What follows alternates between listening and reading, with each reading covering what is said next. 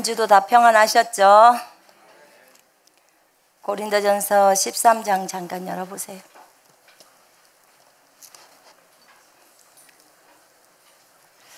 고린도전서가 16장까지입니다. 고린도전서가 끝나고 나면 제가 요한계시록을 한번 해보려고 합니다. 강의를. 자, 13장, 고린도전서 13장. 저번 주에 12장하고 13장을 약간 대충을 하고 넘어갔는데 조금 빠진 것을 좀 하겠습니다. 고린도전서 13장은 사랑이라는 사랑장입니다. 저희 딸 이름이 사랑인데 우리 미라클에는 사랑이가 3사람이나 있어요. 우리 딸도 김사랑, 또 선생님 딸도, 다른 선생님 딸도 김사랑, 또 다른 딸은 또 한사랑. 사랑이가 많습니다. 사랑이란 이름은 참 부를 때마다 참 귀하죠. 그 이름이 사랑 그렇게 불러도 참 좋은 이름인데요. 제가 주님을 만나고 성령 침례를 받고 나서 이제 주님의 음성을 들어가면서 성경을 하나님 앞에서 배우기 시작했습니다. 그때 주님이 저에게 고린도전서 13장을 볼 때쯤이었는데 여기에 있는 사랑은 인간의 에로스적인 사랑이 아니란다, 이렇게 속안에서 말씀을 하셨어요. 그럼 이건 무슨 사랑일까요? 그랬는데 그거는 주님이 십자가에서 이루신 사랑이란다, 이렇게 말씀하셨어요. 그래서 저는 고린도전서 13장을 보면서 이건 주님의 사랑이다, 우리 인간의 사랑이 아니야, 주님이 십자가에서 우리를 향해서 이루신 사랑이다, 이렇게 이제 제가 알고 있습니다. 여러분, 우리의 모델은 예수 그리스도이십니다. 아멘. 네, 그분이 어떻게 삶을 살았는지, 그분이 어떻게 밥을 먹었는지, 어떻게 제자들과 함께 교제하면서 있었는지, 어떻게 치유했는지, 또 어떻게 돈의 문제는 해결하셨는지, 무엇이든지 우리는 다 그분처럼 그분을 따라가야 합니다. 아멘. 그래서 우리가 이제 주님이 말씀하는 이 사랑도 우리가 배워야겠습니다. 이미 사랑의 원천이신 분은 우리 속으로 들어왔습니다. 들어왔기 때문에 그분을 의지하고 또 그대로 행동하면 그런 사랑이 나오게 되어 있습니다. 자, 우리 같이 보겠습니다. 13장 1절에 내가 사람의 방언과 천사의 말을 할지라도 사랑이 없으면 소리나는 구리와 울리는 꽹과리가 되고 라고 했습니다. 그 앞부분에는 12장에는 전부 이런 은사들이 다 있고 이런 교회 안에서 이런 사람들이 첫째 둘째 이러면서 이제 주님이 설명하셨는데요. 그러면 모두 다 병 고치는 은사를 가졌겠느냐, 모두 다 이렇게 기적을 일으키는 은사를 가졌겠느냐, 모두 다 사도이겠느냐 이러면서 너희는 더욱 더 큰 은사를 사모해라, 내가 또한 가장 좋은 길을 너희에게 보이리라. 그리고 나서 바로 사랑이 나옵니다. 근데 이것을 보면서 더욱 큰 은사, 원래 이거 보니까는 헬라어 보니까 은사들을 사모하라 이렇게 나와 있어요. 은사들을 복수로 나와 있습니다. 사모하라. 내가 또한 가장 좋은 길을 너희에게 보이리라. 내가 사람의 방언과 천사의 말을 할지라도 사랑이 없으면 소리나는 구리와 꽹과리가 되고, 여기서 지금 방언에 대한 내용이 나와요. 방언이 은사지요. 그러죠?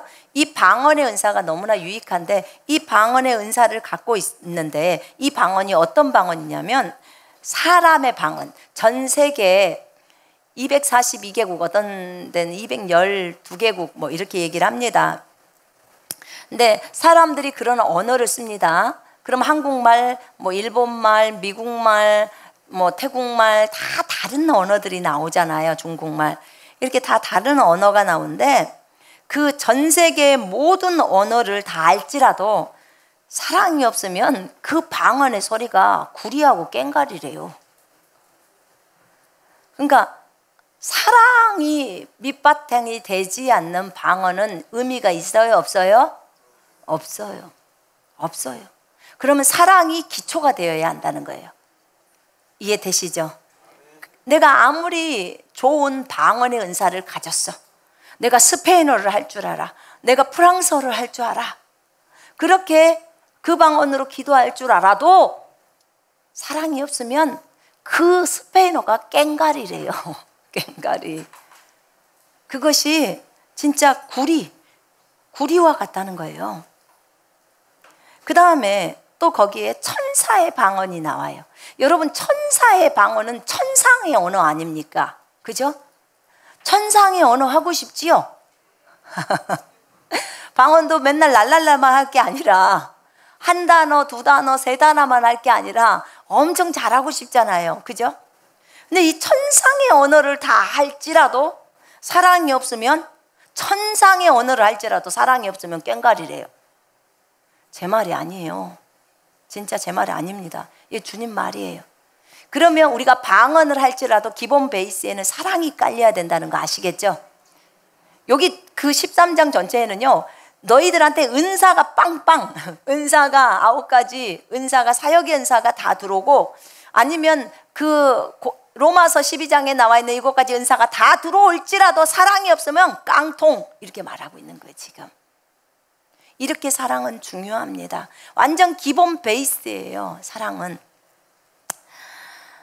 내가 애언하는 능력이 있어 모든 비밀과 모든 지식을 알고 또 산으로 옮길 만한 모든 믿음이 있을지라도 사랑이 없으면 내가 아무것도 아니라는 거야. 그러니까 여러분, 여기에서 지금요, 더욱 큰 은사들을 사모하라고 하면서 14장의 첫 절에 사랑을 추구하며 신령한 은사들을 사모하되 특별히 예언을 하려고 하라. 이 예언의 은사를 사모하라는 거예요. 지금 바울이 은사 중에서 가장 큰 은사라고 말하고 있는 것, 가장 너희들이 사모해야 될 것은 예언이라고 말하고 있습니다. 예언의 은사를 사모하라는 거예요. 근데 이 예언의 은사를 사모하라고 해놓고는 여기 13장 딱 보세요. 2절에 네가 예언하는 능력이 있어서 모든 비밀을 알고, 이게 지금 하나님이 알고 있는 비밀이에요. 하나님이 알고 있는 계시예요. 그 지식이란 말입니다. 그것을 네가 안다는 거죠. 예언하는 능력이 있어 모든 비밀과 모든 지식을 알고, 네가 이거 다 알고 있다는 거예요. 예언을. 그런데 사랑이 없으면 너는 아무것도 아니래요. 예언을 여러분한테 기가 막히게 예언을 해줘도 사랑이 들어가지 않으면 그건 다 깡통이라는 거예요. 아무런 유익이 안 된다는 거죠. 아무것도 아니라고 해버립니다. 그럼 여기서 우리가 기준을 딱 정해야겠습니다. 어떤 은사를 가지고 있어도 동기는 항상 사랑을 따라 해야 된다는 것입니다. 아멘. 사랑이 아니고서는 안 돼요. 그 다음에 거기 보면 산으로 옮길 만한 모든 믿음이 있을지라도 사랑이 없으면 내가 아무것도 아니요. 산으로 옮길 만한 믿음이에요. 산을 옮길 만한 믿음도 모든 믿음입니다. 산을 옮길 만한 모든 믿음이 있을지라도 사랑이 없으면 내가 아무것도 아니라는 거예요. 여러분, 우리는 항상 믿음으로 충만하기를 원합니다. 그렇죠? 믿음으로 충만하기를 원해요. 그런데 성경은 무엇이라고 말하냐면 사랑으로 역사하는 믿음이라고 합니다. 믿음을 딱 조건을 둡니다. 그런데 사랑으로, 그 믿음은 사랑으로 역사를 한다는 거예요. 그러면 믿음도 결국은 동기가 뭐예요? 사랑인 거예요. 사랑.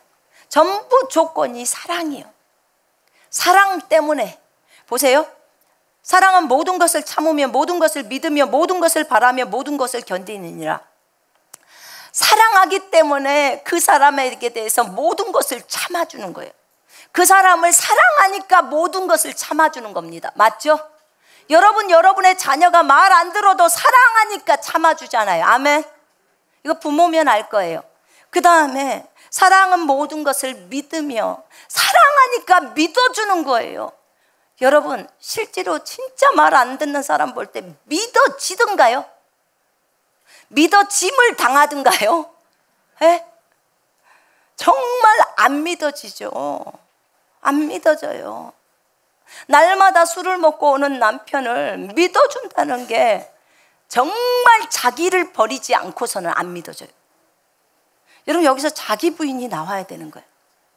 뭐라고 하냐면 성경은 사랑은 모든 것을 믿으며예요. 믿어주라는 겁니다. 그 아이가 말을 안 들어도 믿어주라는 거예요. 그 아이가 돈을 훔쳐가도 믿어주라는 거예요. 믿으며.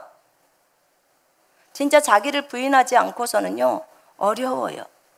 물론 그 아이가 잘못했을 때는 야단도 쳐야 되고 합니다. 맴매도 쳐야 합니다. 반드시 징계는 필요해요. 그러나 그 아이를 믿어주고 참아주라는 거예요. 왜요? 사랑하니까. 조건이 딱 그거예요. 사랑은이에요. 그를 사랑하기 때문에 모든 것을 참는 거고, 그를 사랑하기 때문에 모든 것을 믿는 거고, 그에 대한 모든 거예요. 그를 사랑하기 때문에 그에 대해서 모든 것을 소망하는 거예요. 바라는 거예요. 그리고 그를 사랑하기 때문에 모든 것을 견뎌내는 거예요. 부모가 정말 아이를 포기해버리고 싶을 때가 있을 거예요. 견뎌내기가 힘들 때가 있어요. 저는 굉장히 어린 부분의 사랑이 있었어요. 그게 뭐였냐면 아기를 막 낳고 나서 처음에 우리 사랑이를 낳고 나서예요. 아기를 처음 낳아봤으니까 뭘 알아요. 우리 엄마는 아기를 여러 명 낳아봤으니까 손수잖아요. 그렇지만 나는 아기를 처음 낳아봤는데 애는 울어요. 그러니까 젖은 줘야 되는 거예요. 그런데 애가 너무 자주 울으니까 저녁 때 한 7번은 깨어 일어나야 돼요. 그러면 7번 정도를 젖을 줘야 되면 1시간이나 한 50분 꼴은 일어나야 된단 말입니다. 근데 애가 젖을 먹고 잘 먹고 자면 좋은데 지가 먹다가 힘들다고 자버리는 거예요. 그럼 조금 있다 또 울어요. 그러면 우리 엄마는 나한테 아기가 우니까 젖주래요. 그러니까 우리 엄마는 나를 너무 생각 안 하는 것 같아요. 그죠? 아기에게 맞춰져 있는 거죠. 그런데 내가 이제 그 순산을 하면서 그 밑에 자궁 있는 데를 꼬매갖고 이렇게 찍고 꼬매고 막 이런 걸 했잖아요. 그러니까 앉지도 못하고 이렇게 옆으로도 하지도 못하고 이런 상태에서 젖을 줘야 되는 거예요. 어떻게 하지도 못하는데 옆에서 남편은 잠자. 남편은 자요. 그러니까 얼마나 속은 부글부글 끓겠습니까? 같이 잠을 못 자면 좀 이해가 되는데 편안하게 자고, 왜냐면 자기하고는 상관이 없잖아요. 애기 젖주는 건 내가 주는 거지. 우유를 먹는 게 아니니까. 모유를 먹으니까. 근데 이제 그러죠. 근데 애는 울죠. 그때요 제가 이런 생각이 들었어요. 엄마 그만하고 싶다. 엄마 그만하고 싶은 거예요. 진심이었어요. 그게 나 진짜 엄마 그만하고 싶다. 엄마가 너무 힘든 거예요. 엄마 역할이. 아니 이렇게 힘든가 엄마 역할이. 진짜 힘들더라고. 그러면서 나중에는 그때요 제가 막 저녁 때 막 혼자 울었어요. 엄마 너무 힘드네. 엄마가 너무 힘들어. 이러면서 진짜 너무 힘들게 느껴졌어요. 왜냐면 아기는 나를 봐주지를 않아요. 그리고 우는 거예요. 지는 울기만 하면 되잖아요. 그럼 필요는 채워줘야 되니까 기저귀도 갈아줘야 하고. 그때 그리고 나서 한 2, 3일 지나고 나서 가만히 혼자 곰곰이 생각하면서 참 우리 엄마가 나를 키울 때도 이랬겠구나 라는 생각이 들었어요. 진짜 엄마한테 너무너무 감사가 되더라고요. 아, 나도 이렇게 힘들게 했을 텐데 그것에 대해서 뭐라고 하지 않고 그리고는 아이를 키웠을 거 아니겠습니까? 근데 그게 그렇게도 감사하고 고마웠어요. 이 과정 속에서 하나님은 나를 깨뜨리시고 그러면서 희생을 배우게 하잖아요. 수고를 배우게 해요. 근데 대부분의 자매님들, 이미 결혼하셔서 애 낳은 자매님들은 이런 수고를 다 경험했단 말입니다. 그러니까 그러면서 우리가 영적으로 자라가죠. 하나님을 알아갑니다. 아멘이지요? 예. 그래서 여자들이 더 마음이 넓어요. 넓습니다. 자녀들을 키우면서 같이 가봤기 때문에. 근데 이게요, 그 아이를 사랑하기 때문에 견디는 거예요. 그게 견딘다고밖에 생각할 수가 없어요. 저희 엄마가요, 저희가 오늘 얘기가 우리 엄마 얘기가 나오는 저희가 생선 가게를 했는데요. 생선을 팔잖아요. 그러면 이제 장에서 장날 뭐 5일장이잖아요. 그리고 이제 보통 때는 이제 이렇게 그 신장로에서 이렇게 수레에다가 생선도 팔고 그래요. 그리고 이제 장일 때는 장막이 저희가 따로 있기 때문에 거기에서 이제 장사를 하는데, 생선을 팔고 남으면 옛날에는 냉장고가 없잖아요. 막 이런 큰 게 없으니까 생선을 보관을 해야 되는데 방법이 없잖아요. 그러니까 무조건 뭐예요? 그 장에서 끝나고 나면, 파장을 하고 나면 저녁 시간에는 또 그 생선을 다 따가지고 소금으로 간질을 하는 거예요. 안 그러면 생선을 보관할 방법이 없고 다 그 벌레가 껴버리잖아요. 팔 수가 없잖아. 그럼 우리 엄마는 맨날 그게 일이었고, 그 다음에 대책이 안 선다 그러면 그 생선을 가지고 그 다음날 팔로 아침 일찍 새벽부터 나가는 거예요. 새벽에 한 4시나 4시 반 정도면 그걸 가지고 이제 시골로 들어가는 거예요. 더 마을 깊숙한 데로. 그러면 그곳에 가서 생선을 팔고 오면은 그들이 그 돈이 없으니까, 우리 어렸을 땐 돈이 없으니까 뭐 쌀이나 콩이나 보리나 막 이런 걸 주잖아요. 그러면 우리 엄마가 나를 데리고 가. 그럼 그 새벽 4시 반에 일어나서 우리 엄마 따라가는 거예요. 그러면 따라가면 뭘 주잖아요. 그럼 내가 머리에다 다 이고 와요. 머리에다 제가 이어요. 그래서 머리에다 이고, 만약에 다라를 준다 그러면 다라 위에 안에다가 넣었는데 다라를 안 주면 그 보리를 주면요, 그 보리 푸대를 여기다가 여요. 딱 이고 딱 둘이 잡으면 돼. 그 다음에 그걸 판판하게 잘 해갖고 이고 와요. 근데 이제 그러면서 엄마랑 얘기를 많이 나눠요. 그러면 이제 우리 엄마는 거기서 생선을 이제 팔죠. 여기 이 밭에가 일찍부터 밭에 나오잖아요, 어른들이.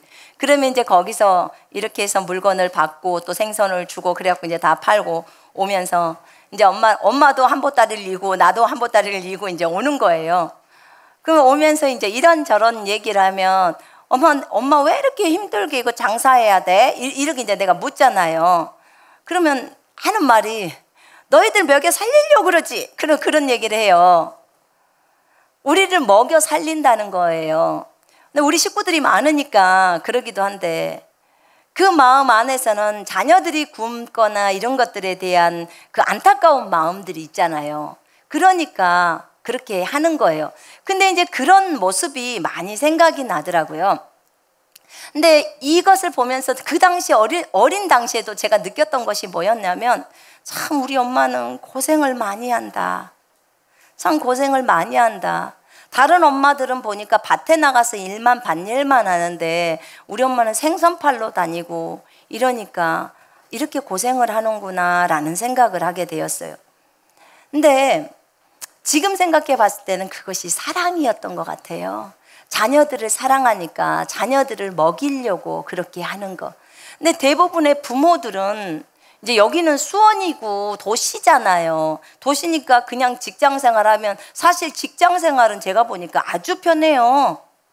그 가정에서 자녀들을 돌보는 것도 힘들지만 농사일이 저는 너무 힘들더라고요. 농사일이고 그다음에 장사도 그냥 가게에서만 보면 편하지만 그걸 가지고 동네마다 돌아다니면서, 자동차가 없으니까 다 발로 돌아다니면서 이렇게 했잖아요. 그때 내가 복음을 알았다면 복음을 전했을 텐데요. 그때는 제가 몰랐어요.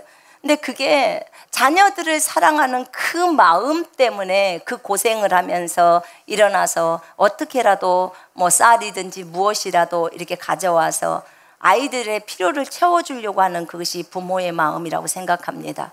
근데 사랑은 여기 보니까 모든 것을 견딘다는 거예요. 그 사람을 사랑하기 때문에 그렇게 견뎌내는 거예요. 그 예전에 저희 엄마랑 아버지랑 싸움을 하잖아요. 싸움을 할 때 제가 한날은 그랬어요. 엄마, 그냥 엄마 집 나가지 그래. 그냥 아버지한테 맞지 말고 그냥 그렇게 집을 나가서 사는 게 더 편하지 않을까? 이렇게 말해본 적도 있었어요. 근데 실제로 내 마음 안에서는 진짜 엄마가 집 안 나가기를 원했어요. 그냥 마저도 그냥 우리 곁에 있었으면 좋겠어요. 안 나가기를 원하는 그 어릴 적의 마음은. 근데 우리 엄마가 그 얘기를 하더라고. 너희들이 아니었으면 내가 진짜 짐을 몇 번을 쌌다. 근데 너희들 때문에 내가 못 나가고 억울하게 산다. 뭐 이렇게 하더라고요. 근데 나는 그 엄마가 좋더라고요. 그렇게 우리 때문에 억울하고 살지만 집을 안 나간 엄마 때문에 우리가 참 평안하지 않았나 싶어요. 그래서 제가 형제님들, 자매님들 저한테 상담을 올 때 이혼에 대한 얘기들을 많이 갖고 와요. 너무 남편이 바람피고 힘들게 하고 때리고 이런다고, 당장 이혼해야 되겠다고. 선교사님 생각은 어떠냐고. 뭐들은 나한테 물어보냐고, 그 말을. 본인이 이혼하려면 이혼하지, 그걸 뭐하러 물어봐요. 물어보면 답은 뻔한데 이혼하지 마세요가 나오지요. 아이들을 봐서라도 이혼하지 마세요. 내가요 이렇게 맞고 살고, 내가 이렇게 비인간적으로 살고 이런다고 얘기를 해요. 그러면서 자기처럼 불쌍한 여자는 없다는 거예요. 이제 제가 말씀으로 설득합니다. 막 설득을 해요. 그래도 자기가 세상에서 제일 비참한 거예요. 그럼 제가 무슨 말 한 줄 아십니까? 자매님, 혹시 남편이 자매님 묶어놓고 때립디요? 묶어놓고 때립디요? 했더니 아니, 그 정도는 아니에요. 그러면 옷을 다 벗겨놓고 묶어놓고 때립디요? 했더니 아니래. 우리 엄마는 그러고 살았어요. 그렇고 맞고 살았어요. 그래도 집 안 나갑디다. 그래서 내가 그것을 감사히 생각하여. 그러면 더 이상 말을 못해요. 자매님 한 사람이 희생되면 그러면 가족들이 바로 쓰잖아요. 자녀들이 반듯하게 쓰잖아요. 제가 이렇게 얘기합니다.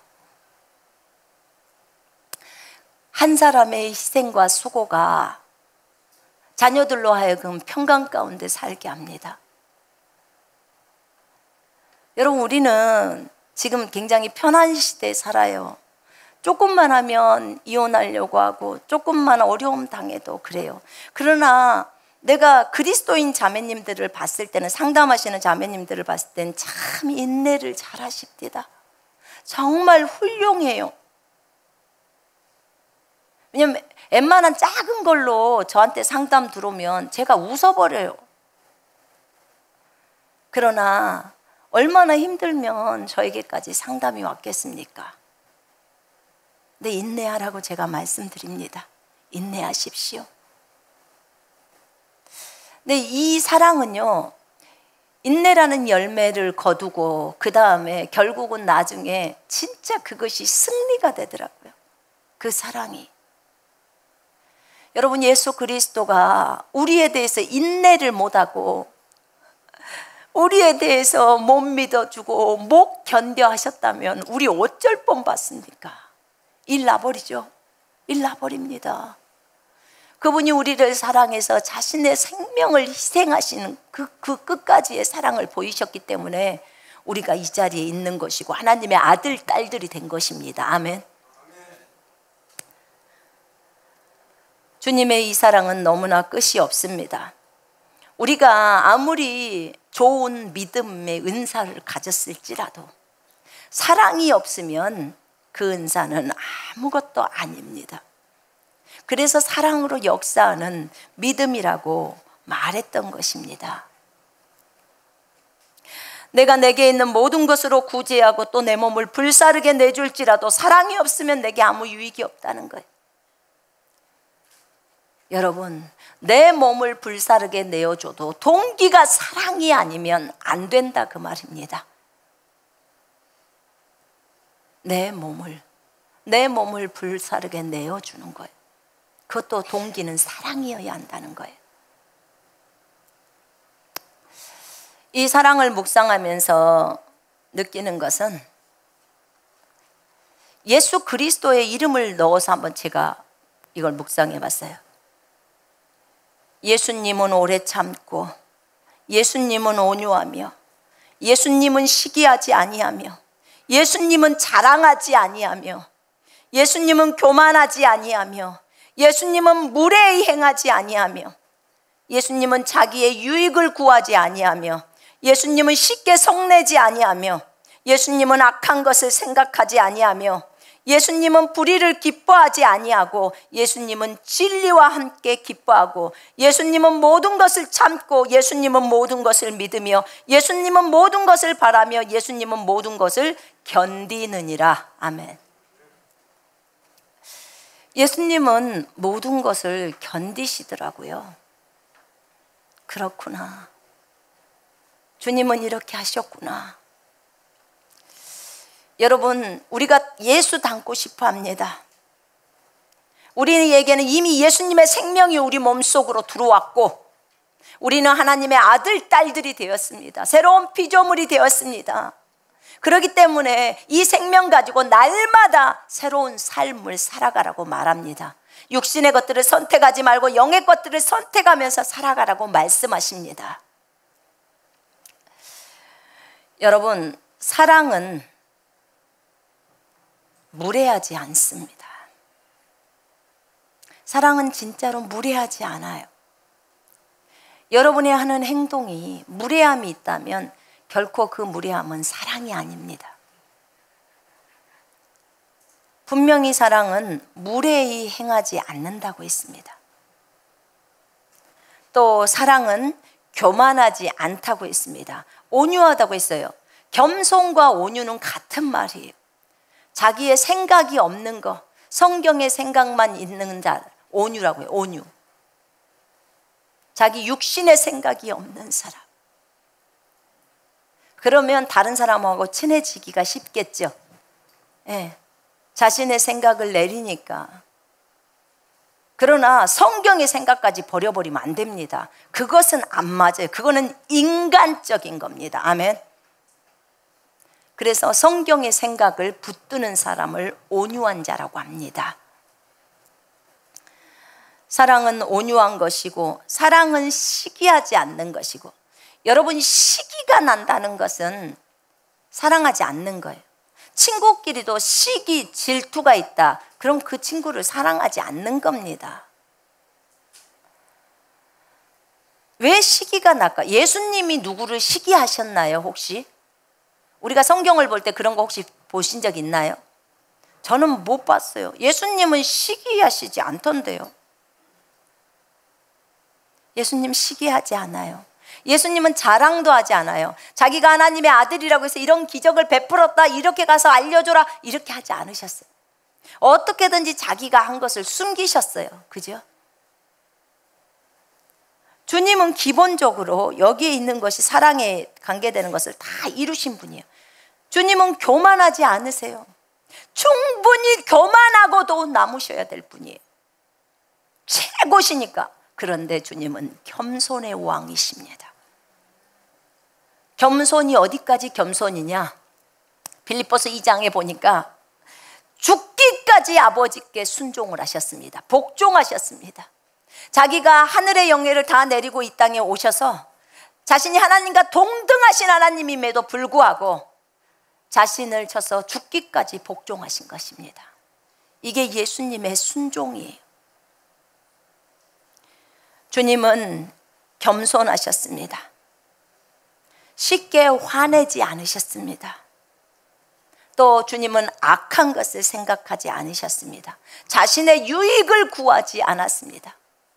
주님이 자기의 유익을 구했다면, 그렇으면 십자가에 죽지 않았을 겁니다. 땀방울이 핏방울이 되도록 기도를 하시면서 아버지여, 내 뜻대로 마옵시고 아버지의 뜻대로 해달라고 그렇게 구하셨습니다. 여러분, 어떤 일을 결정할 때 주여 내 뜻대로 마옵시고 아버지의 뜻대로 하옵소서 라고 여러분 결정하신 적 있으십니까?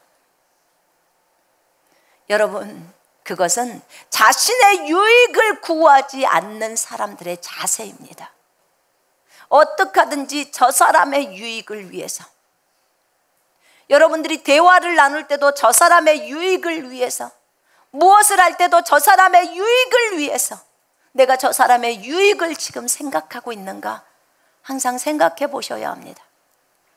여러분이 사랑이 더 많이 나오면 나올수록, 이 말은 영적으로 성장해 가면 갈수록 이 말입니다.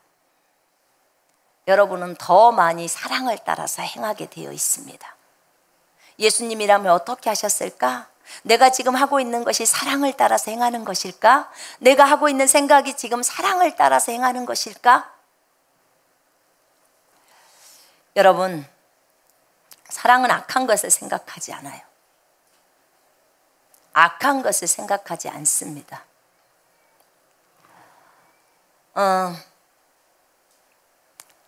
제가 한번 생각을 해봤어요. 하나님, 사랑은 악한 것을 생각하지 않는다고 했는데 자녀들이 하나님의 말씀 앞으로 돌아오지 않을 때, 회개가 안 되고 계속 타락해 갈 때 여러분들은 기도할 겁니다. 근데 저는 이렇게 기도합니다. 하나님, 가만 계시지 마시옵소서. 진짜 저 아이를 살려주시옵소서. 하나님, 그러려면 환경을 치시옵소서. 아버지, 저 아이가 주님께로 돌아와서 회개하고 돌이켜서 진짜 주님 앞에 바르게 올 수 있도록 환경들을 하나님 주장해 달라고 구합니다. 환경을, 진짜 주님을 알 수 있게 해달라고. 그 아이에 대한 부모의 마음은 그 아이가 안 아프기를 원하고 안 다치기를 원합니다. 그러나 그 아이가 그대로 놔두면 그 아이는 타락해서 결국은 지옥으로 갑니다. 지옥에 안 가게 하려고 그렇게 주님 앞에 요구를 하는 것입니다. 그때 주님, 어떤 것이 저 아이에게 유익일까요? 어떤 것이 진정으로 저 아이를 살리는 것일까요? 물론 우리도 그 아이가 안 다치기를 원해요.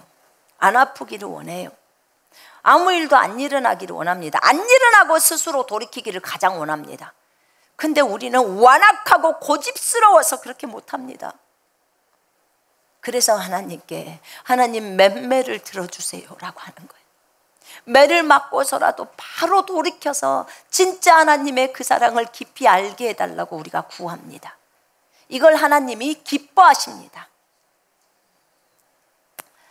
여러분, 주님 앞에 기도할 때 확신을 가지고 기도하십시오. 아멘. 그러나 이런 기도는 안 돼요. 하나님, 저 아들 그냥 가서 확 죽어버리게 하세요. 이런 기도는 안 돼요. 거기까지 가서는 안 돼요. 돌이키게 해달라고 구하셔야 합니다. 아멘. 돌이켜야 돼요. 안 돌이키면 안 됩니다. 여러분의 가족을 위해서 구할 때는 어떻게 구합니까? 여러분, 절대 죽이시면 안 됩니다라고 해야 돼요. 왜냐하면 그건 완전히 바보 같은 일이에요.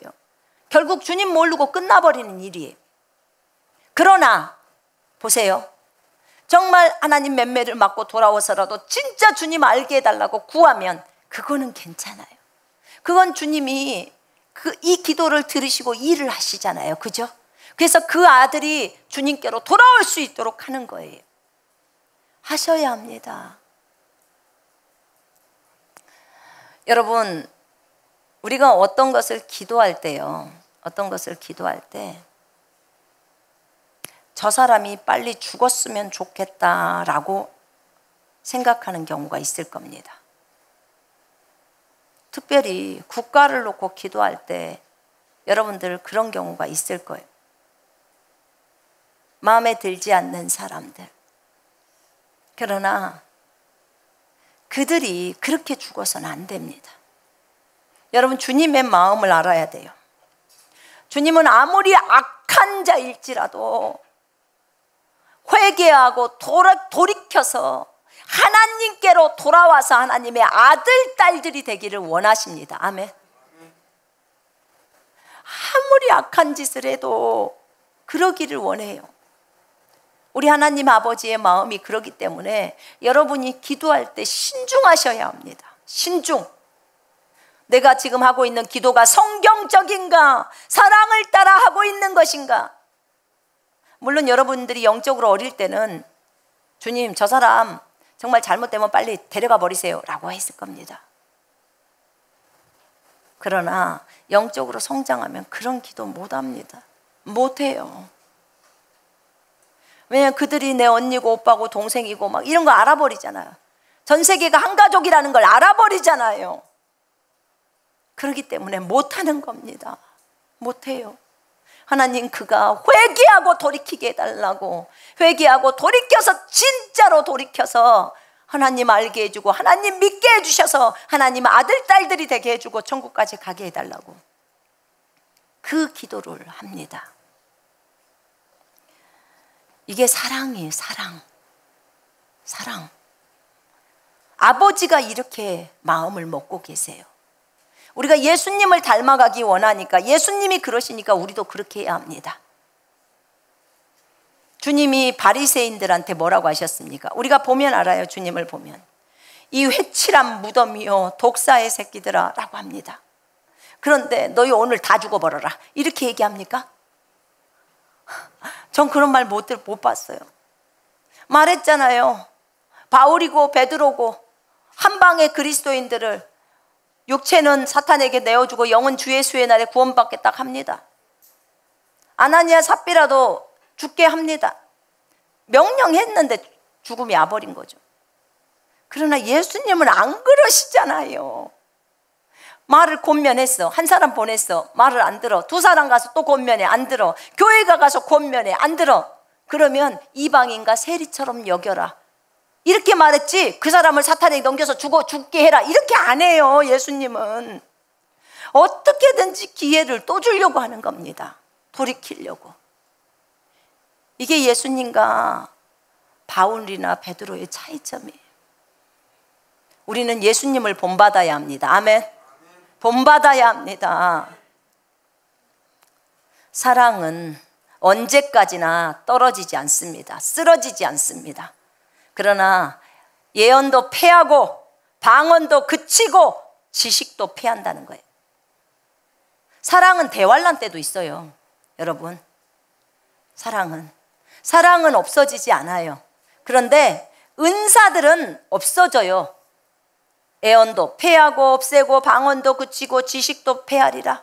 너희가 부분적으로 알고 있던 것들 부분적으로 알고 부분적으로 예언한다는 거야. 그런데 온전한 것이 오면, 완전한 것이 올 때는 부분적으로 하던 것이 이제 멈춰진다는 거예요. 없어진다는 거예요. 온전하신 예수 그리스도 오시면 이제 끝입니다. 내가 어렸을 때는 말하는 것이 어린아이처럼 말하고 어린아이처럼 생각하고 어린아이처럼 깨닫고 어린아이처럼 행동했지만, 내가 성숙하고 장성한 사람이 되어서는 어린아이의 버릇을, 어린아이의 습관을 버렸노라. 어린아이처럼 말하고 어린아이처럼 자기 것만 추구하고 욕심부리고 자기의 유익만 구하는 이거 다 버렸다는 거예요. 영적으로 성숙해서는 이런 것들을 갖고 있어서는 안 되죠. 갖고 있으면 여전히 너는 아직 어리구나 이렇게 딱 보는 거죠. 자기의 유익을 구할 때 그걸로 내가 영적으로 성숙했는지 성숙하지 않았는지가 결정됩니다. 우리가 지금은 거울로 보는 것처럼 아주 희미하게 보인다는 거죠. 얼굴과 얼굴을 맞대면서 볼 날이 옵니다. 얼굴과 얼굴을 맞댄다는 것은 무슨 말이냐면 그냥 밝히 봐버리는 거. 이렇게 제가 형제님 자매님들을 보잖아요. 눈이 두 개고 코가 한 개고 입이고, 아 저분은 저렇게 생기셨네, 아 이분은 이렇게 생기셨네, 이렇게 보잖아요. 얼굴과 얼굴을 맞대고, 지금 맞대고 본 거예요. 그런 것처럼 지금은 잠깐 부분적으로 알고 작게 알지만 이제 나중에 예수님이 오실 때는, 그때는 주님이 나를 아는 것처럼 내가 여러분을 안다는 거예요. 그러니까 여러분이 저 사람의 속속들이를 다 알아버린다는 거죠. 그때 무슨 은사가 필요하겠습니까?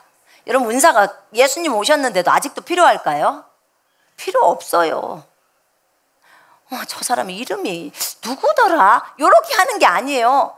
그냥 이름이 다 알아져 버리는 거고, 몇 살이고 뭐하고가 딱 다 드러나는 거예요. 그렇게 안다는 거예요. 그럼 더 이상의 은사가 필요가 없는 단계가 오는 거죠. 더 이상 필요 없어요. 자, 그래서 믿음, 소망, 사랑 이 세 가지가 항상 있지만 그 중에서 제일 큰 것은, 가장 위대한 것은 사랑이라고 말했습니다. 이제 사랑이 완전히 기본 베이스가 되겠어 모든 은사들을 갖고 나가야 합니다. 아멘. 사랑을 가지고, 사랑이 완전 기본적으로 깔린 상태에서 우리가 은사들을 추구해야 된다 그 말이에요. 영적인 것을 분명히 추구하라 그랬죠? 아멘. 사랑을 추구하며, 사랑을 가장 원하는 거, 주님 나를 사랑으로만 충만하게 해주십시오. 주의 사랑이면 충분히 다른 것을 다 커버할 수 있어요. 그래서 주의 사랑으로만, 하나님 나한테 줬던 그 아가페 사랑이 몸 밖으로 나올 수 있도록 하나님 나를 도와달라고 사랑을 추구하며 영적인 것들을 사모하되 특별히 예언을 하려고 하라. 예언을 하라고 하는 거예요. 자, 보세요.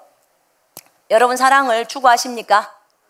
영적인 은사들을 사모하십니까?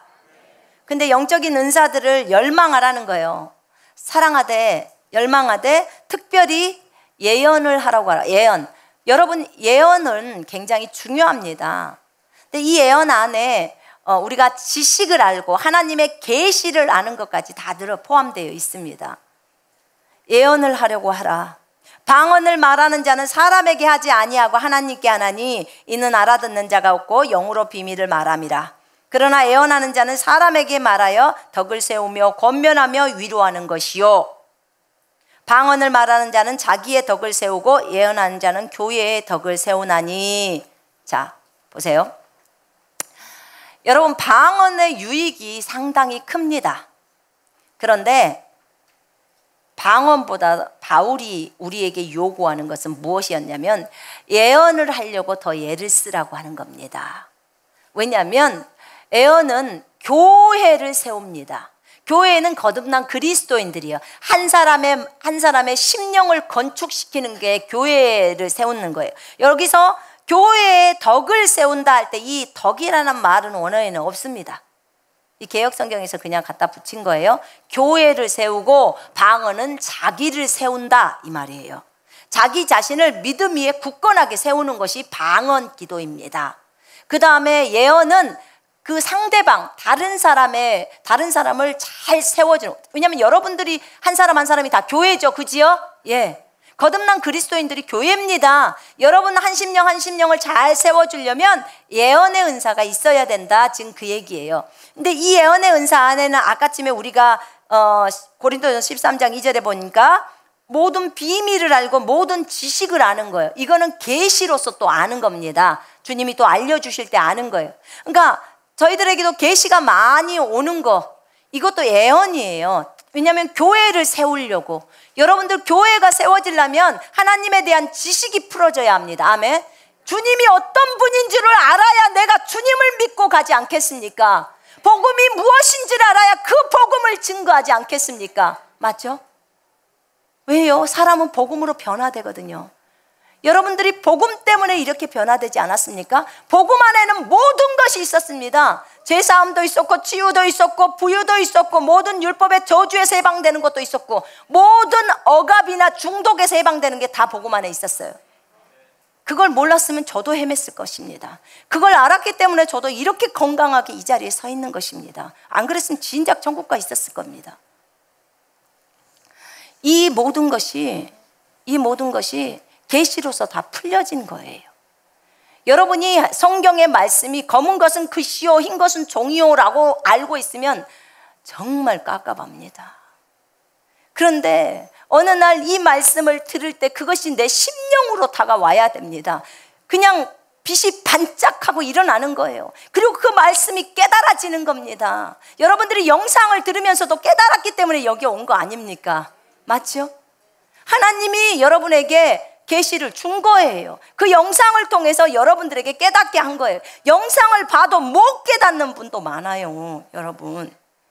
근데 여러분들은 그것이 깨달아진 거예요. 성령께서 그 일을 하신 겁니다.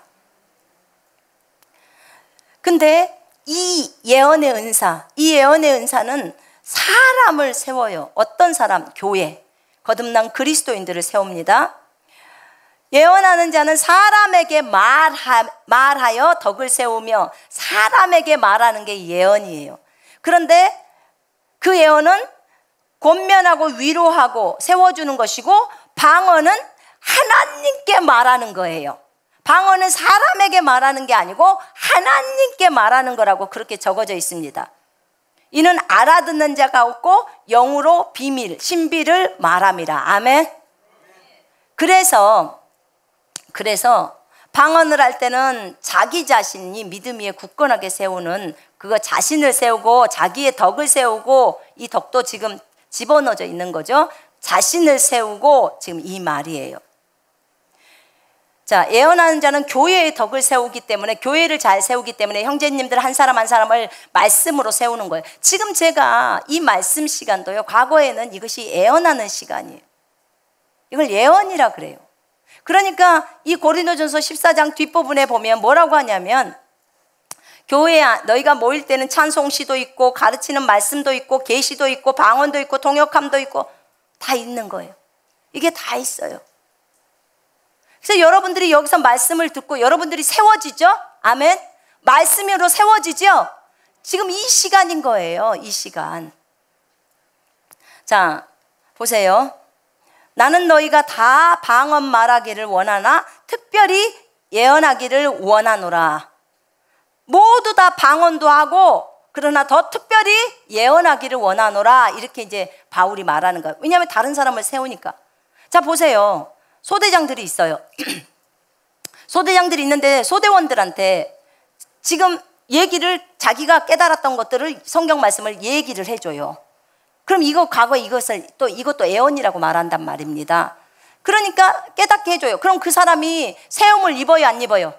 입지요. 세움을 입습니다. 그래서 그것은 교회를 잘 형제 자매를 잘 세워준다, 지금 이 말이에요. 근데 방언은 그렇지가 못해요. 왜 그렇지 못하냐면, 보세요. 방언은 지금 알아듣지 못하는 언어잖아요.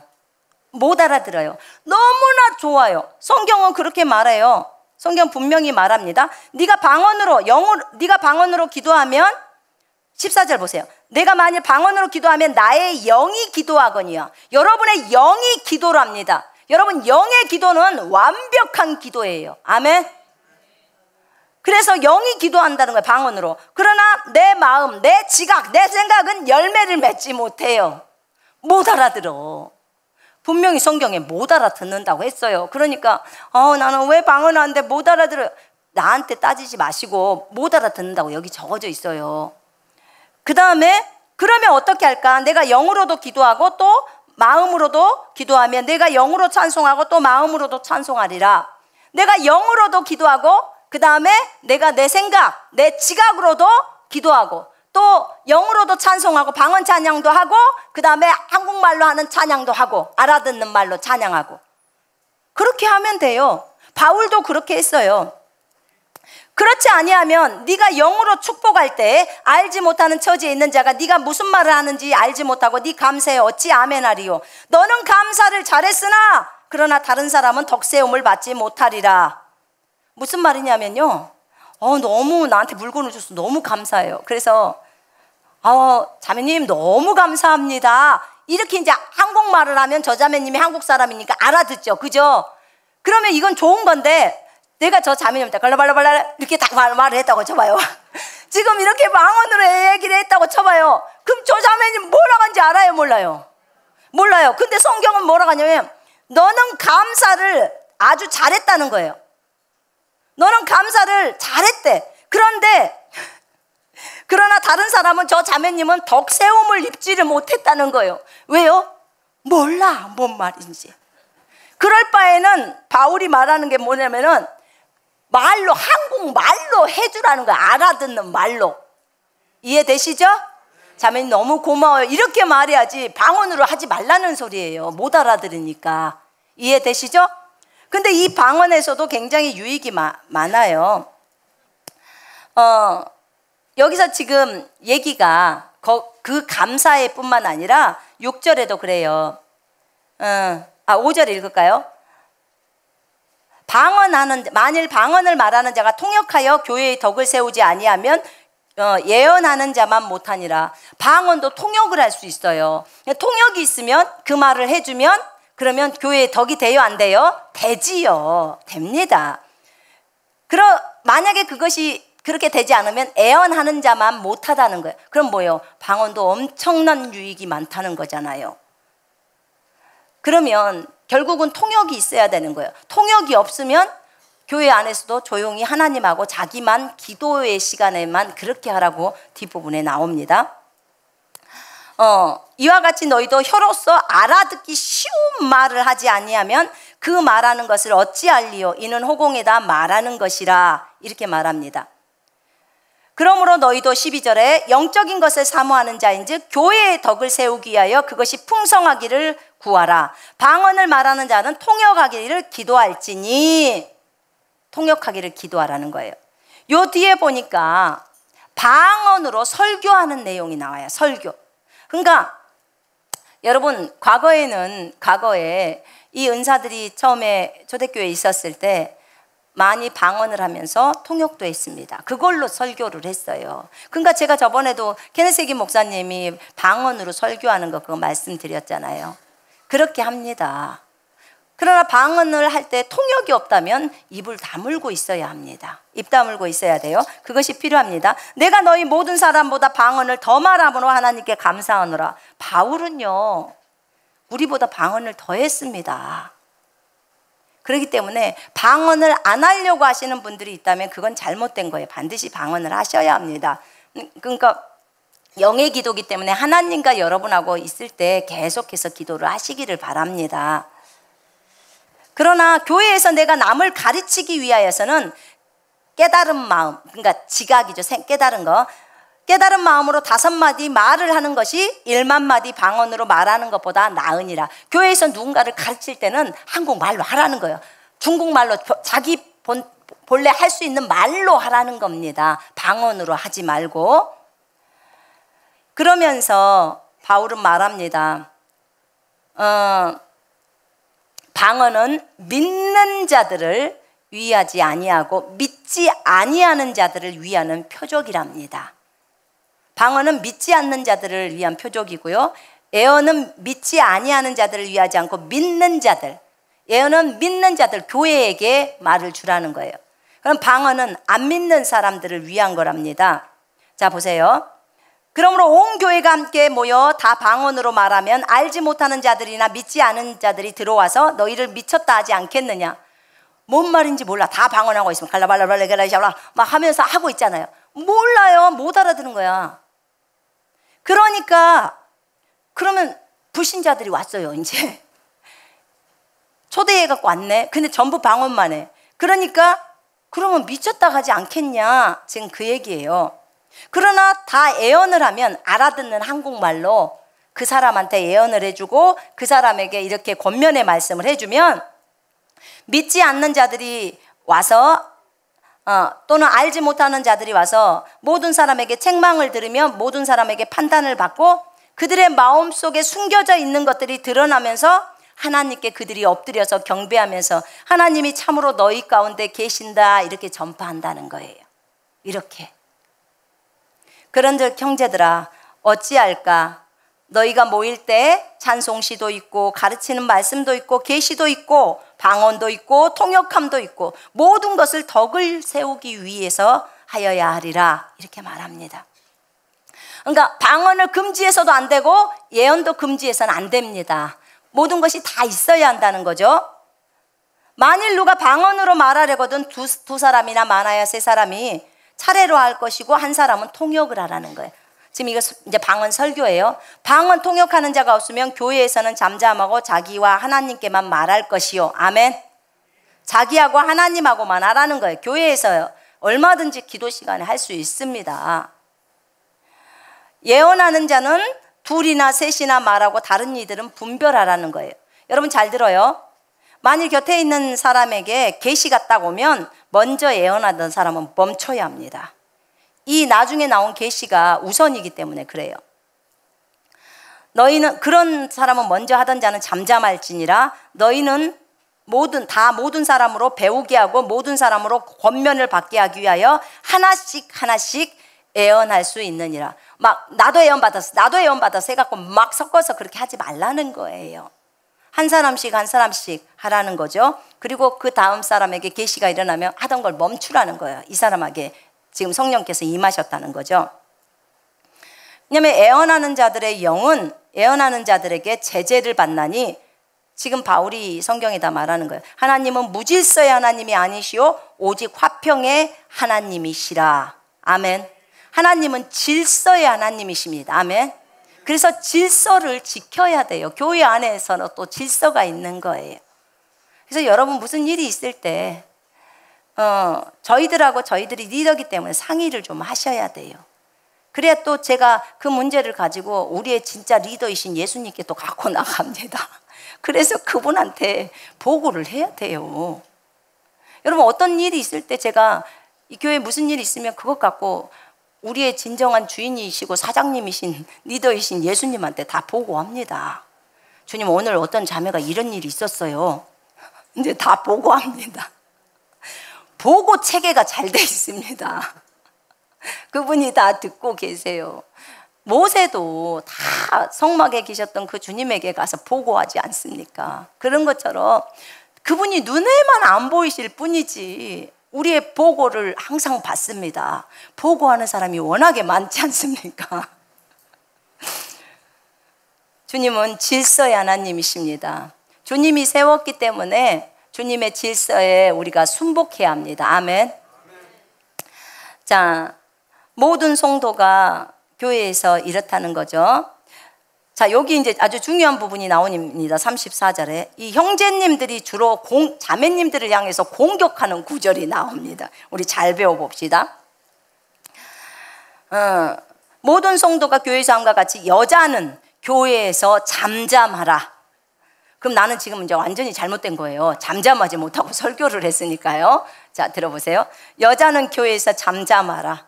그들에게는 말하는 것을 허락함이 없나니 율법에 이른 것 같이 오직 복종할 것이요. 지금 율법에 이렇게 나왔다는 거예요. 율법에 잘 들어봐요. 율법을 딱 기억하고 있어요. 율법에 이른 것, 율법은 구약이죠. 율법에 이른 것 같이 오직 복종할 것이요. 예, 복종할 것이요. 만일 무엇을 배우려거든 집에서 자기 남편에게 물을지니 남편한테 물어보라는 거예요. 여자가 교회에서 말하는 것은 부끄러운 것이라. 우와, 여자가 교회에서 말하는 건 부끄럽대요. 지금 이 말은 공식적인 공개적인 말이지. 여자들이 교회 와서 여보 밥 먹었어? 이거 말하는 게 부끄러운 게 아니에요. 그걸 말하는 게 아니에요. 지금 여자들은 교회에서 잠잠하라는 거. 이거 지금 여기서 말하는 건 방언이나 애언이나 하면서 설교를 얘기하는 겁니다. 그 얘기를 하는 거예요. 여자들이 공식 석상에서 이렇게 가르치고 하는 것들을 얘기하는 거예요. 그러면서 여자들은 교회에서 말하는 것은 부끄러운 것이라 남편한테 집에 가서 물으라는 거예요. 남편한테. 그러면 남편이 없는 여자는 어떻게 해요? 남편이 없는 여자는 어떻게 해야 되냐고. 여러분, 제가 이것을 갖고 주님한테 물었게요, 안 물었게요? 물었지요. 당연히 물었지요. 어떻게 물었냐면, 주님, 이 말씀에 위배되게 하려고 저를 부르셨습니까? 이 말씀에 의하면 저는 위배된 것입니다. 근데 주님, 이거는 신약의 성경이고 바울을 통해서 적어놨습니다. 그러면 여자인 제가 교회에서 설교를 하는데 이 부분에 걸리지 않습니까? 물론 이것 때문에 제가 더 겸손하게 더 할 수는 있습니다. 그런데 이것이 위배되지 않습니까? 하나님은 분명하게 하나님은 위배되는 것을 굉장히 싫어하시는 분인데 주님이 저를 세우셨다고 하셨고 주님이 저를 친히 부르셨습니다. 그러면 주님이 이것에 대해서 해명하셔야 됩니다. 저는 무엇이라고 말해야 됩니까? 이건 바울이 썼습니다. 신약의 고린도 교회에게 주는 메시지입니다. 제가 그랬어요. 그랬을 때 디모데전서를 봐라, 딱 그 마음을 주셨어요. 자, 보십시다. 디모데전서로 갑니다. 2장. 디모데전서도 역시나 누가 썼냐면 바울이 썼습니다. 바울이 썼어요. 여러분, 그리스도 안에서는 여자도 없고 남자도 없습니다. 갈라디아서에 나와 있어요. 그리스도 안에서는 여자도 없고 남자도 없고 남자들도 다 신부입니다. 뭐 우리 교회에 있는 형제님들은 이미 이 부분을 초월했고 이미 영적으로 성숙하신 분이라 갈라디아 말씀을 주장하니까 자매가 나와서 설교를 해도 거기에 대해서 별로 어려워하지 않습니다. 또 자매가 나와서 설교했다고 뭐라고 하면 우리는 또 그분을 볼 때 참 어리시군요 이렇게밖에 볼 수가 없어요. 그런데 꼭 그 말씀만 있는 건 아니에요. 무슨 말이냐면 갈라디아 3장은 쉽게 말하면 좀 성숙한 말씀이에요. 성숙한 자에게 주시는 말씀입니다. 근데 여기에 디모데 전서를 한번 보십시다. 2장에. 자, 거기 9절 한번 보세요. 이제 여자에 대한 내용이 나왔어요. 자, 보세요. 여자들이 이거 딱 펼쳐보시고요. 여자 중에서 하나님이 여성들을 세우신 구절들이 있습니다. 구약에 보면 사사기에 보면 드보라라는 사사가 나옵니다. 드보라도 부인이 한 남편이 있고 부인인데 그 사람이 왕이 됐어요. 왕, 사사의 왕, 재판관. 그런데 남자들이 전부 드보라한테 와서 재판을 받습니다. 근데 하나님은 그 율법에 적어져 있는데 율법을 무시해버리고 드보라를 세운 거예요. 잘 봐봐요. 율법을 무시해버리고 우리가 지금 생각하는 그렇게 율법을 무시하고 주님이 세웠다고 생각이 들어요. 조금 있다면 이해가 될 겁니다. 야, 어떻게 이럴 수가. 왕들이 지금 여호수아가 죽고 나서 얼마 안 있다가 드보라를 세운 거란 말입니다. 근데 드보라가 왕이 됐어요. 이것도 엄청난 일입니다. 그 많은 남자들, 똑똑한 남자들이 있었는데 드보라가 왕을 한단 말입니다. 그리고 전부 드보라한테 와서 다 물어보고 재판받고 그래요. 그리고 또 거기에 보면 훌다라는 선지자가 나와요. 구약에. 훌다라는 선지자도 여자 선지자인데 요시야가 왕이 그 훌다에게 가서 물어보라고 합니다. 그래서 훌다가 가서 예언을 다 해줍니다. 훌다가 선지자예요. 그 왕 이름이 생각이 안 나네. 그 왕이. 근데 이 훌다가 여자 선지자란 말입니다. 여자 선지자가 있었어요. 오마, 어떻게 여자가 예언을 해? 그 당시에 왕이 그 여자한테 보내서 예언을 듣습니다. 그래서 여자가 여호와께서 이렇게 말씀하시니라 하면서 가서 너네 왕한테 딱 전해라 이렇게 딱 해요. 주님이 율법을 어기셨나? 왜 이러시지? 그 훌륭한 남자들이 있는데 왜 여자를 그렇게 하셨을까? 그뿐만 아니에요. 예수님이 태어났을 때 안나라는 선지자가 있었어요. 여자 선지자가. 안나 선지자. 이게 전부 아줌마들이에요. 지금 제가 말한 사람들이 전부 아줌마라고요. 아줌마들은 잘 들으셔야 합니다. 그래서 이분들이 선지자예요. 선지자. 예수님에게 대해서 그 예언을 하고 했던 이 선지자 안나 선지자가 나옵니다. 자, 이렇게 성경에는 여자들이 선지자로 많이 등장하고 모세의 누이였던 미리암도 선지자라고 나옵니다. 선지자예요. 아, 선지자 구약에서도 선지자가 남자만 있는 게 아니라 여자도 있었습니다. 왜 이러셨을까? 분명히 여기에 보니 고린도전서 읽을 때는 바울이 분명히 너희 율법에도 이런 것 같이 오직 복종할 뿐이라 여자는 잠잠하고 복종하라 이렇게 했어요. 그런데 이제 이렇게 주님이 뽑았습니다. 그럼 디모데전서 2장의 9절부터 보십시다. 15절까지. 또 이와 같이 여자들도 단정하게 옷을 입으며 소박함과 정절로서 자기를 단장하고 같이 읽읍시다. 따은 머리와 금이나 진주나 값진 옷으로 하지 말고 오직 선행으로 하기를 원하노라. 이것이 하나님을 경외한다 하는 자들에게 마땅한 것이니라. 여자는 일체에 순종함으로 조용히 배우라. 여자가 가르치는 것과 남자를 주관하는 것을 허락하지 아니하노니 오직 조용할지니라. 이는 아담이 먼저 지음을 받고 하하가 구우며 아담이 속은 것이 아니고 여자가 속아 죄에 빠졌음이라. 그러나 여자들이 만일 정숙함으로써 믿음과 사랑과 거룩함에 거하면 그의 해산함으로 구원을 얻으리라. 아멘. 이 말씀을 딱 보라는 거예요. 내가 구약에도 여자 선지자들을, 여자들을 뽑았다는 거예요. 자, 거기 보세요. 여자들은 선행으로 또 단정하게 하면서 나가는 거예요. 이게 왜냐면 주님을 경외하는 여자들이 이렇게 했다는 거예요.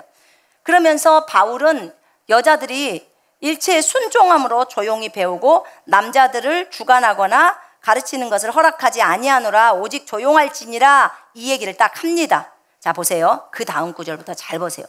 이는 왜 남자들을 주관할 수 없고 이렇게 허락하지 않는 이유가, 가르치는 것을 왜 허락하지 않냐? 이는 아담이 먼저 지음을 받고 그 후 하와가 그 후며, 그죠? 아담이 먼저 지음을 받았다는 거예요. 그 다음에 그 다음이 하와이고, 14절 보세요. 아담이 속은 것이 아니고 여자가 속아 죄에 빠졌습니다. 그러니까 여자가 잘못이에요. 여자 때문에 사실 아담은 선악과를 먹어준 거예요.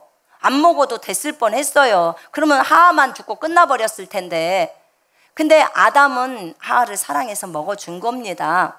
근데 하와가 잘못됐죠. 그래서 아담이 속은 것이 아니고 여자가 속아 죄에 빠졌습니다. 그러나, 자 보세요.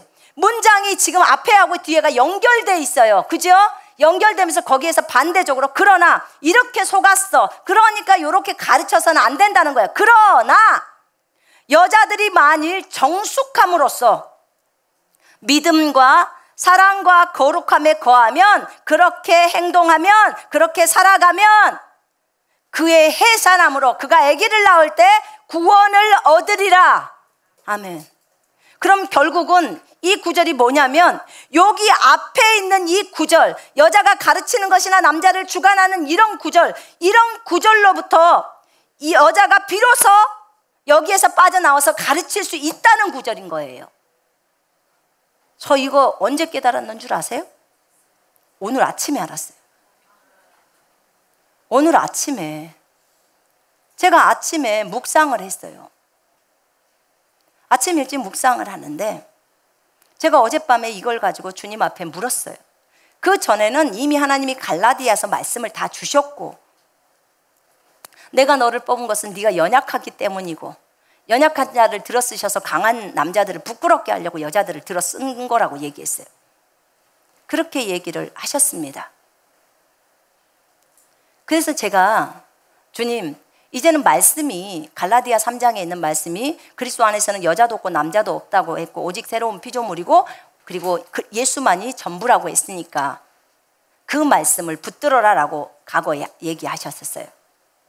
이 말씀은 고린도 교회에는 하도 여자들이 문제가 많아서 내 예언이 훌륭하네, 네 은사가 훌륭하네, 이렇게 싸워서 교회에서 입 다물고 있으라고 바울이 얘기했던 것이지만, 그리고 또 동일한 바울이 갈라디아 3장에서 여자도 없고 남자도 없다고 말해버린 거예요. 그리스도 안에서는. 그리스도 안에서는 뭐예요? 교회잖아요.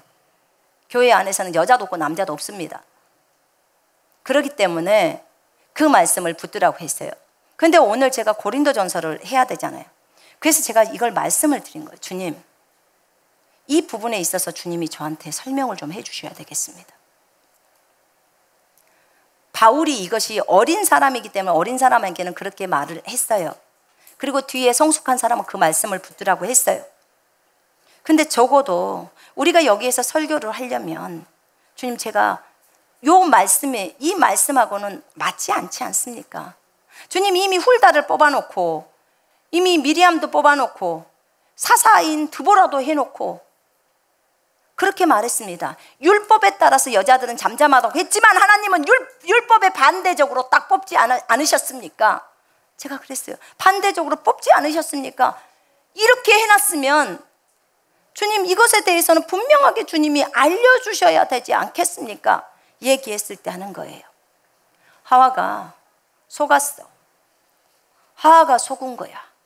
그 때문에 여자들 말을 남편이 여자 말을 들어서 또 죄를 저지른 거잖아요. 그죠? 어린 사람이 할 때는 이렇게 여자 말을 듣게 되면 속는다는 거예요. 영적으로 어릴 때는. 그런데 영적으로 성숙한 여인들이 있다는 거예요. 그 여인들이 어떤 거냐? 정숙함으로써 믿음과 사랑과 거룩함에 계속 거한다는 거예요. 이건 성숙한 여인들이에요. 이렇게 되면 여자가 해산할 때, 아기 날 때 구원받는다는 거예요. 이 여자가 아기 난 사람 뭐라 그래요? 아줌마라고 그래요. 아줌마. 이 지금 아가씨 얘기가 아닙니다. 아줌마예요, 아줌마. 그러니까 주님 안에서 바르게 거룩함을 따라서, 사랑을 따라서, 믿음을 따라서 그런 거룩의 삶을 계속 산 사람이 아기를 낳게 되면 이제 드디어 이 앞구절에서 빠져나온다는 거예요. 아, 정말 감사한 거예요. 이게 순간적으로 주님이 알려주신 것들이에요. 그렇구나. 정말 갑자기 이 여자랑 뭔 상관일까 했어요. 그 전에 과거의 성경을 보면서. 왜 갑자기 아기를 낳는 거하고 뭔 상관일까? 근데 이게 빛이 와야 돼요. 빛이 올 때야 비로소 그 말씀이 이해가 되는 거예요. 이해가. 그렇구나. 이렇게 여자들이 결혼을 하고 정말 이런 거룩의 삶을 유지하고 믿음과 사랑을 따라 정숙함으로 살아갈 때 이제 이런 여인들의 말은 남편들이 들어도 됩니다. 충분히 들어도 돼요. 그리고 충분히 가르칠 수 있어요. 얼마든지 가르칠 수 있어요. 그러면 훌다가 가르치지 않았을까요? 여러분, 선지자인데? 여러분, 사사인 드보라가 가르치지 않았을까요? 그 나라의 남자들을 다 죽어놨는데요. 여러분, 예수님이 또는 여호와께서 불의하십니까? 의로우신 분이에요. 아멘. 형제님들 이해 가십니까? 네. 제가 이것을 보고 나서 야, 어느 누구도 반박할 수 없겠구나. 정말 반박할 수 없겠구나. 얼마나 감사했는지 몰라요. 그래서 우리가 이런 상태 속에서 계속 걸어간다면 여자들도 얼마든지 교회 안에서 설교할 수 있고 가르칠 수 있습니다. 아멘. 얼마든지 가르칠 수 있어요. 자, 하나님의 말씀이 너희로부터 난 것이냐 또는 누구에게 임한 것이냐. 만일 누구든지 자기를 선지자나 혹은 신령한 자로 생각하거든 내가 너희에게 편지하는 이 글이 주의 명령인 줄 알라. 만일 누구든지 알지 못하면 그는 알지 못한 자니라. 알지 못하는 자는 그대로 내버려 두라 이 말이에요. 그런즉 내 형제들아 애언하기를 사모하며 방언 말하기를 금하지 말라. 모든 것을 품위 있게 하고 질서 있게 하라. 아멘. 여러분, 우리는 질서 있게 행해야 합니다. 은사가 정말 이 은사 저 은사가 교회 안에 다 있어야 합니다. 아멘. 그리고 어떤 권면을 여러분이 하신다면 벌써 그것이 여러분들이 예언을 하고 있는 거예요. 그러면 그 사람들이 잘 믿음 안에서 세워질 수 있도록 하셔야 합니다. 아멘. 그 사람을 더 믿음에서 떨어지게 만드는 것은 해야 될까요? 안 해야 될까요? 안 해야 됩니다. 내 말이 육신적으로 나갈 것 같다 그러면 멈추십시오. 멈춰야 합니다. 여러분 범죄를 하고 있는 겁니다. 근데 여러분의 말이 저 형제를 저 자매를 세워줄 것 같다면 하십시오. 성경에 따라 하시기를 바랍니다. 아멘. 그리고 받는 사람들은 성경의 말씀이라면 기쁨으로 받으셔야 합니다. 그리고 말씀을 증거하실 때는 권면하고 위로해 주실 때도 겸손하게 무례하게 하시면 안 됩니다. 사랑은 무례하지 않는 거라고 했습니다. 그러면 무례하지 않게 존중하는 마음으로 권면을 해야겠지요. 아멘. 내가 나이가 엄청 많으니까 나이가 어린 사람을 어리다고 막 함부로 해서도 안 됩니다. 왜냐하면 저희 교회는 너무 나이가 어리다고 해서 영적으로 어린 그런 정도가 아니에요. 나이가 어려도요, 사실은 어쩔 때 보면 어떤 자매님, 어떤 형제님보다 저 미라클 애들이 더 영적으로 성숙할 때 있어요. 제가 그거 봅니다. 그래서 꼭 우리가 생각할 때 그래 나는 30살이야? 그래 너는 5살, 너는 7살, 8살, 너는 10살이네. 근데 여러분 때로는 아이들의 믿음이 우리보다 더 좋을 때 있습니다. 우리 인정해야 됩니다. 아멘. 자, 오늘은 여기까지만 하겠습니다.